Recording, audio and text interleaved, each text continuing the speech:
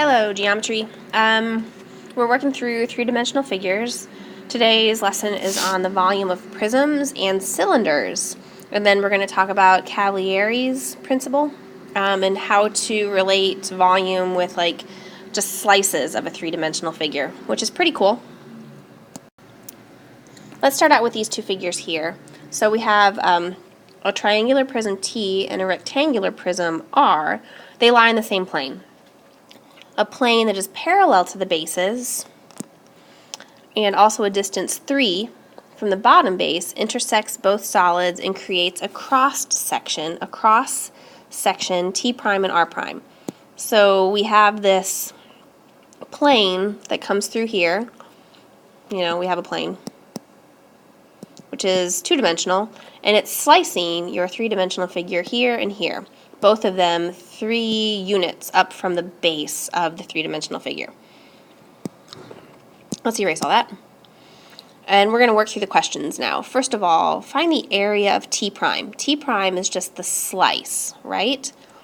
So let's find the area of T prime. It's a triangle. So the area is 1/2 base times height. So 0.5 times 10 times 3.3. We've got 16.5 units squared. Now how about the area of R?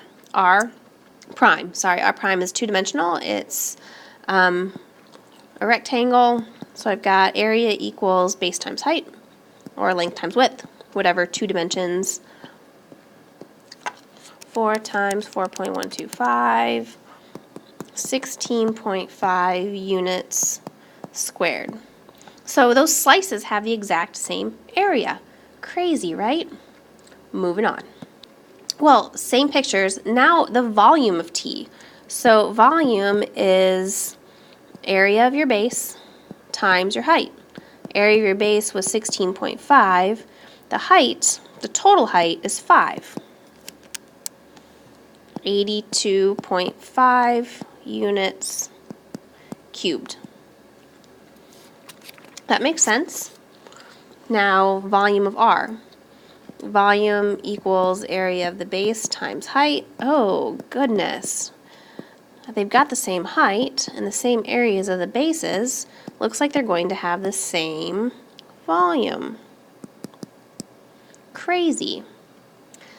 Part E, if a height other than 3 were chosen for the cross-section, would the cross-sectional area of either solid change? No. These figures are symmetrical the whole way up. So no matter where I take that cross-section, higher or lower on the figures, they're not going to change at all. So no matter where I go on the figure, the cross-sectional area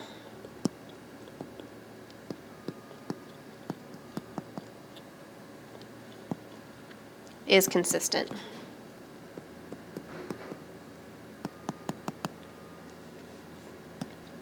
I think I spelled consistent wrong. Sorry about that. All right, let's discuss this now, what we're learning. So by the end of this lesson, we're going to be able to draw lots of conclusions regarding that opening exercise about your cross-sections and your areas not changing. But until then, let's look at these figures right here. I'm pretty sure I copied yours in color so you can see the different colors of the figures. Figure 1 is pink. Do you notice anything special regarding they call it red, the red, green, and blue regions? Like, what do you think? If I'm looking at the red, green, and blue regions, is there anything that you notice? I don't notice anything. Okay, they're both curvy.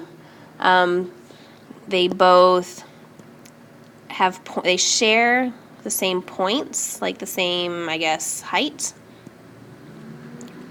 So the distance from the top point to the bottom point is very consistent. That's all I really see. I do see that they've got slices here that go across each one, and they're parallel with the top and the bottom.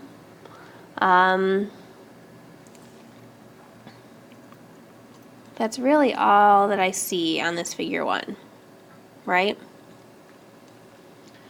Well, let's look at example 1. So if I look at a height here, at this height, and I look at my cross section of each figure, the red, green, and blue, it looks like the length of C is equal at the height for each figure. So at this particular height, the length of each cross section is equal. This would be my cross section. Let's look at example 2. So my height got a little higher, and it looks like the length of C at this height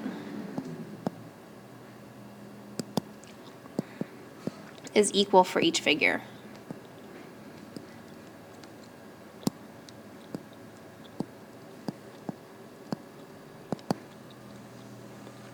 All right, that's true. So that's because of this principle of parallel slices in the plane. If two planar figures of equal altitude have identical cross-sectional lengths at each height, then the regions of the figures have the same area.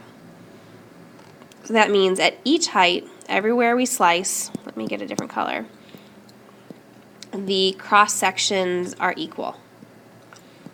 So every height that I go up and down these figures, the length of the cross-sectional area is equal. Therefore, the areas are going to be equal.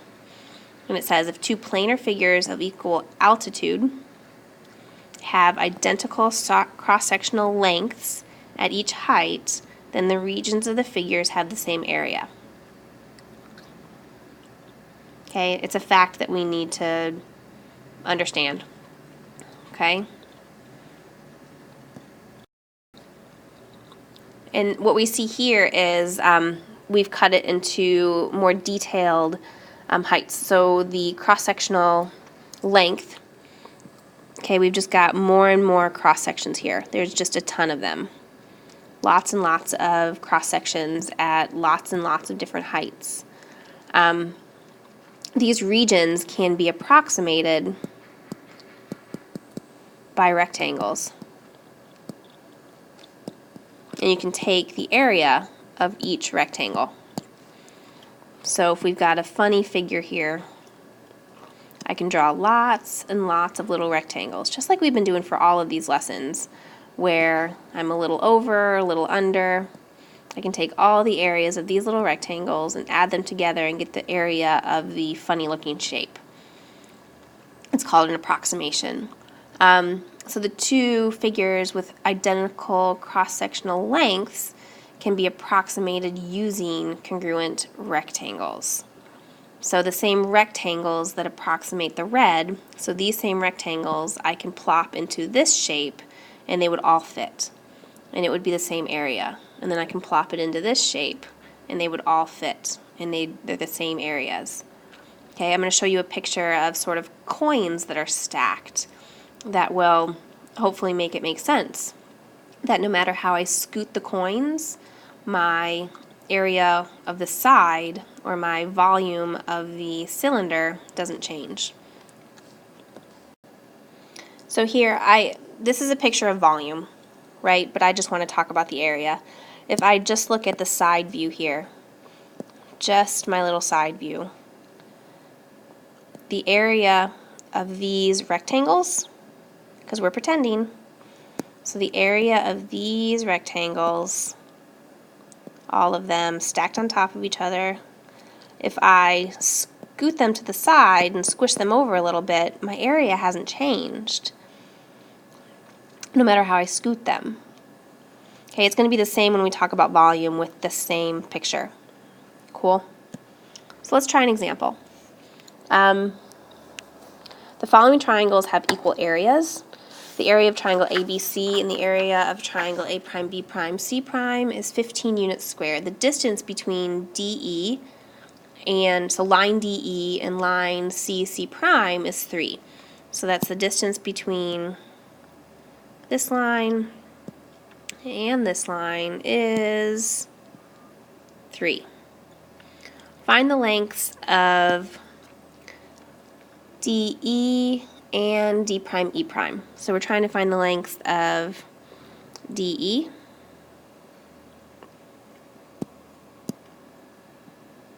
and D prime E prime. Cool? Oh gosh. So we know the area of triangle ABC is 1/2 times base times height. We don't know that height. We can find the height though, because we know the area of triangle ABC is 15. We can solve for CB. Okay, divide both sides by 1/2. Divide both sides by 5. We know that CB, the length of CB, is 6. Ooh, looks like I have a scale now, don't I? By the angle or similarity criteria, we know that this triangle is similar to this triangle. Let me change the color of one of those. It's not a hugely different color. But I know that triangle ABC is similar to triangle ABCDEC. Those are similar because of the angle similarity criteria. So angle similarity criteria, I know that triangle ABC is similar to triangle DEC.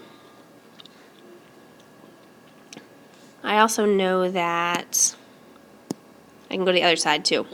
Let's see, I think I used that color. These two triangles are similar also.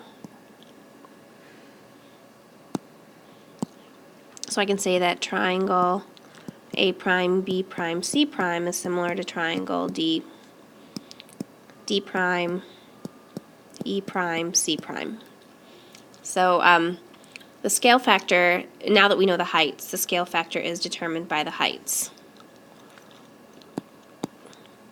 We know that the height, this whole height is 6. So we know our scale factor. Our scale factor is going to be CE, which is given to us as 3, over CB. 3 over 6, which is 1/2.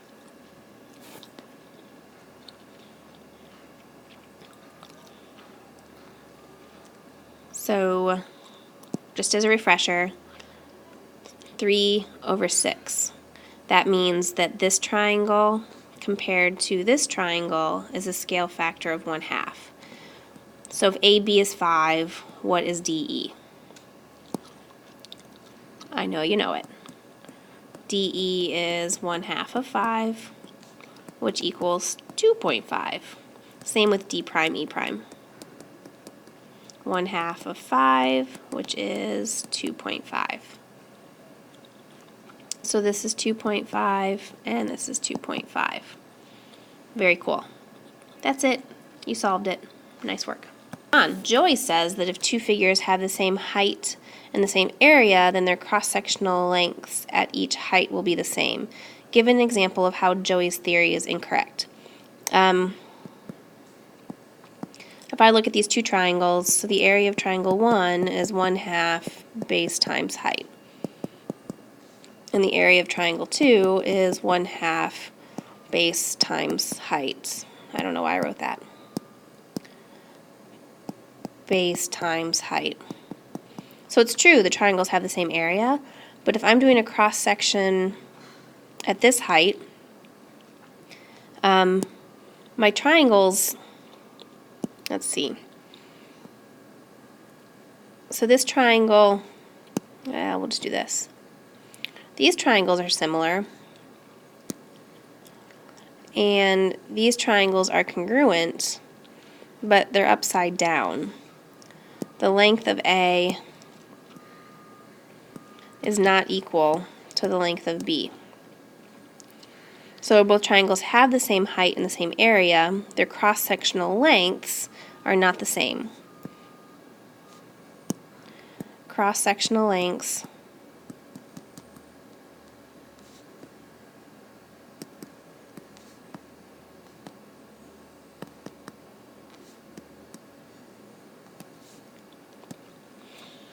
let's discuss.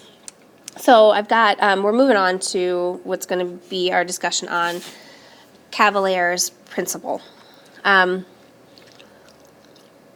I've got 3 drawings here, and they all have a cross-sectional slice at the same height. If I look at these 3 stacks, what can we say about the volumes? The shapes look different, but the volumes are, in principle, the same. Volume equals area of your base times your height, A and B. Okay, A and B has not changed. My height is the same too. A and B has not changed. My height is the same. I've just got a funny curve, or I have a slant. So the volumes are the same because mathematically it works. So given 2 solids that are included between 2 parallel planes, the top and the bottom, if every plane parallel to the 2 planes intersects both solids and cross-sections have equal area, then the volumes of the 2 solids are equal. This is still A times B. This is still A times B. A times B. It doesn't change. My cross-sectional areas are equal on each drawing. So that's Cavalieris principle. This relates very closely to the principle of parallel slices. The parallel slices dealt with area, and Cavalieris principle deals with volume. But the parallel slices, like that's what we're talking about here, is the area. The area of each slice as you go up and down the figure, as you take parallel slices up and down the figure, the area of each slice doesn't change. And you're stacking a whole bunch of those areas on top of each other to get my height. So as long as your height is consistent and each slice has the same area, then your figure will have the same volume. So just as the same cross-sectional length at any given height for the parallel slice principle, just as the same cross-sectional length at any given height of 2 regions with equal altitude implies the 2 regions are of equal area, cross-sections of equal areas at every height of 2 solids of equal altitudes imply the solids have the same volume. So the parallel between the 2 principles is one is dealing with just 2 dimensions, which is the parallel slices, and the other one is dealing with 3 dimensions, okay, which is the Cavalieris principle. Cool? All right, I hope that makes sense. Here are some strange figures. It looks like I have a cylinder that's changing diameter as it changes in height, and a rectangular prism that changes in shape, or the length and the width of the base change as your height increases and decreases. So does Cavalieris principle hold true even if the types of solids being compared are different? Does Cavalieris principle hold true even if I'm comparing something that's cylindrical with something that is rectangular, a rectangular prism? Think about what Cavalieris principle talks about.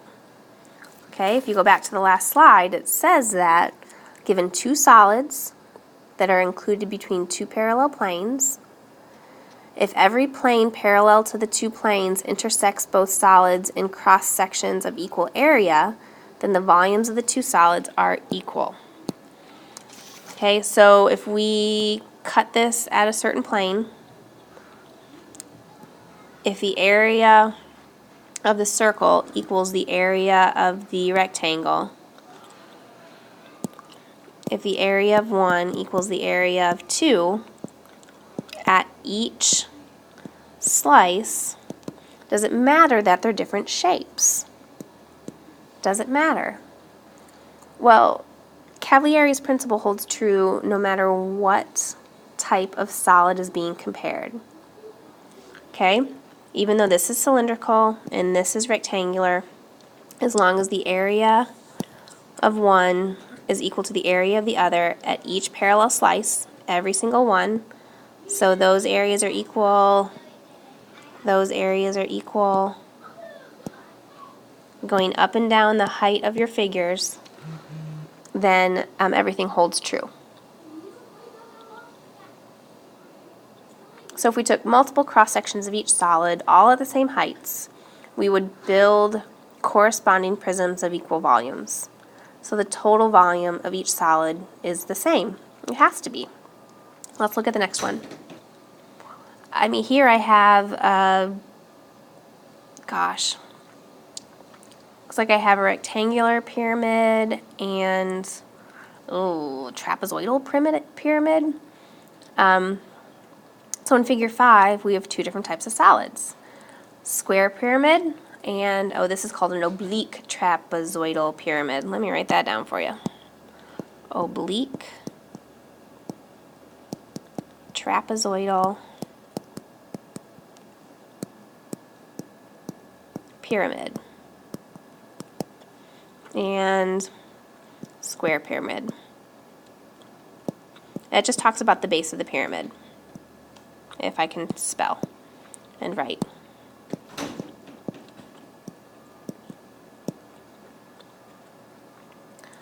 So the two solids meet the criteria for Cavalieris' principle because they are both of equal height and the cross sections taken at the same height are equal in area. So does the principle hold true? Do the solids have the same volume? We're assuming that at every height, if we took a cross section, they would be equal, every single one. So yes, the principle does hold true. Let's look at the next one. Well, this one's pretty cool. Figure 6 is actually thick slices approximating the volumes of the solids in figure 5. So if you look at figure 5 and figure 6, they're very similar. Each volume is approximated by, I think 8. 1, 2, 3, 4, 5, 6, 7, 8. Yep, so each one is approximated by 8 right prisms. So each corresponding prism has a base equal in area and equal in height to the other. So each right prism has a base equal in area and equal in height to the other. What can we conclude about the relative volumes of the two solids? So if those volumes are equal, etc., as I continue up, if each of the 8 prisms has equal volumes, then the entire shapes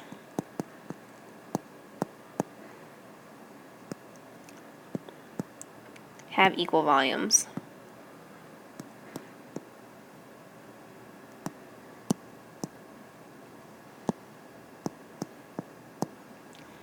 Okay, Cavalieris' principle holds true. Since the corresponding pairs of prisms have the same volume, the total volumes of each solid must be equal to each other. It works. And our summary. The principle of parallel slices just deals with planar figures with 2 dimensions. Cross-sectional lengths are the same at each height. Then the regions of the figures have the same area. And then Cavalieris' principle is 3 dimensions, talking about volume. Okay? It works well. We'll solidify it a little more when we work through the problem set, and we'll practice a little bit more. And it'll be awesome.